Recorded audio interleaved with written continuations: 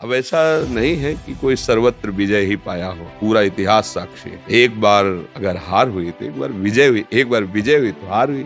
छोटे छोटे बच्चे समझ ठीक है नहीं, मान लो फेल हो गए, अब माता पिता आशा रखे थे कि पास हो जाए और बड़ी बड़ी फीसें दी, तो उसको प्रोत्साहन देना चाहिए। कभी कभी हमारा पूर्व का पाप इतना प्रबल होता है कि पुरुषार्थ को रौंद देता है। चलो एक बार रौंद दिया, दो बार रौंद दिया, और हमारे बार प्रयास करेंगे। इसीलिए हम कहते हैं जैसे भी जो भी हो, जो भी कर रहे हो, राधा राधा नाम डालो, राधा राधा बोलो, भगवान का आश्रय ले लो, वही संभालने वाले हैं। हारते हारते जीत हो जाती है, भगवान का आश्रय लेने वाले का हारते हारते।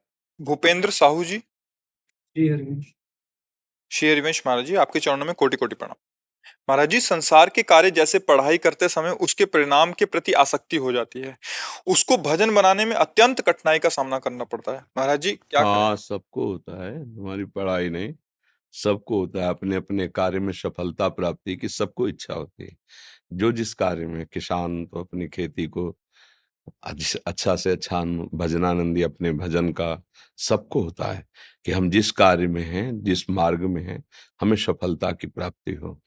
पर जरूरी नहीं कि सबको सफलता मिल ही जाए। इसीलिए भगवान ने कर्मयोग में एक श्लोक लिखा है, सुख दुखे समे कृत्वा लाभा लाभो जया जयो।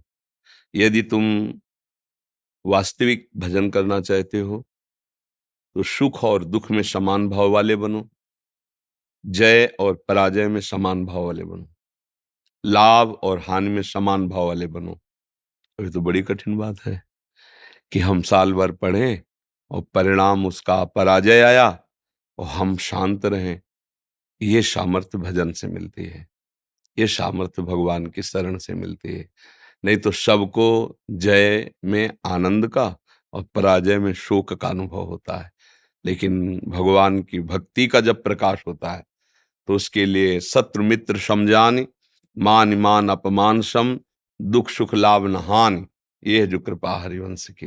जब आचार्य की गुरु कृपा होती है तो हृदय की ऐसी स्थिति हो जाती है कि बड़े से बड़े सुख में अभिमान नहीं होता, बड़ी से बड़ी यश कीर्ति विजय में अभिमान नहीं होता, और निंदा हो जाने पर, अपमान हो जाने पर उसे दुख नहीं होता, क्योंकि वो भगवान को सामने रखता है कि ठीक है हम फेल जरूर हो गए हैं, लेकिन भगवान हमारे हैं। हम अगले वर्ष और प्रयास करेंगे, जो हमसे त्रुटि हुई है उसको हम दूर करेंगे, प्रमाद रहित होकर फिर पढ़ेंगे, फिर हम पास होंगे। और ऐसा नहीं कोई बराबर परास्त ही होता रहे, ऐसा भी नहीं।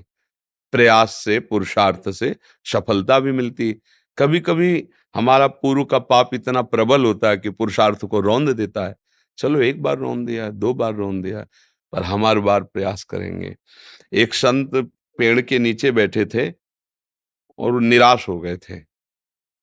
जैसे पढ़ाई तो एक बहुत साधारण विषय है, असाधारण बात है भजन करना, निरंतर मन को प्रभु में लगाना, इससे बड़ा कोई काम नहीं है। आप लोग देख लीजिए, घंटा दो घंटा लगाने के प्रयास में देखो क्या हालत करता है मन।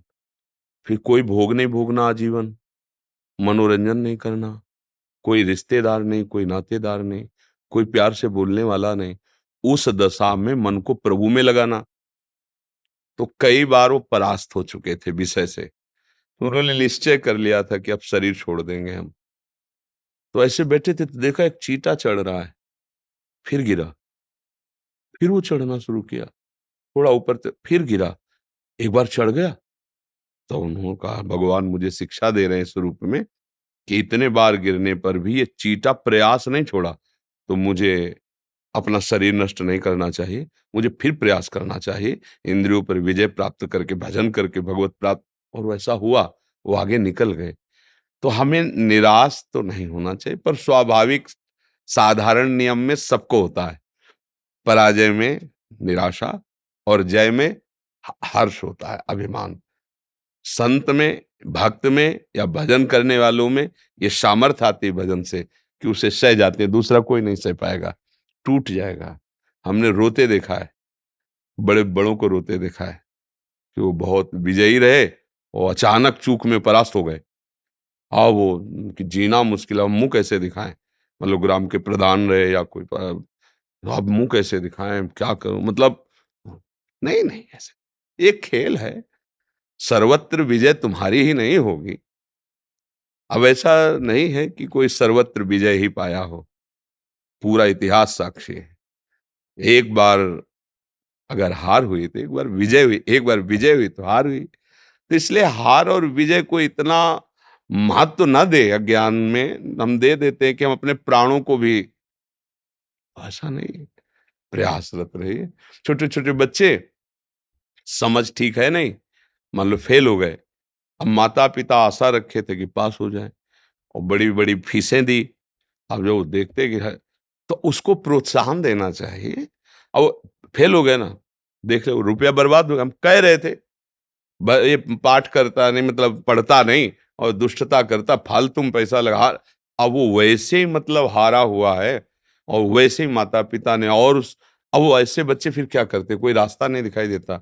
चार उनके मित्र वो पास हो गए, घर में आता है तो क्लेश, बाहर जाता है तो जलन, तो लगता है फिर उसको एक ही रास्ता दिखाई देता है। ऐसा नहीं होना चाहिए।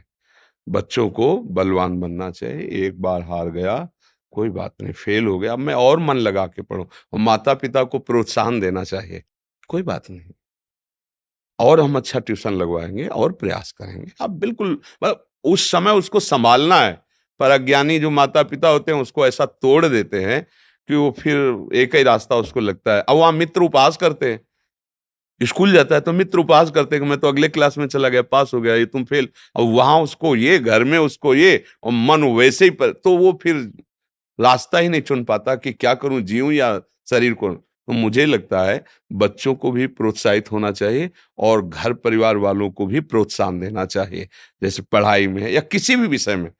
अब मान लो पति है, व्यापार नौकरी में कहीं हानि हो रही, पराजय हो रही, तो पत्नी को चाहिए प्रोत्साहन देना चाहिए।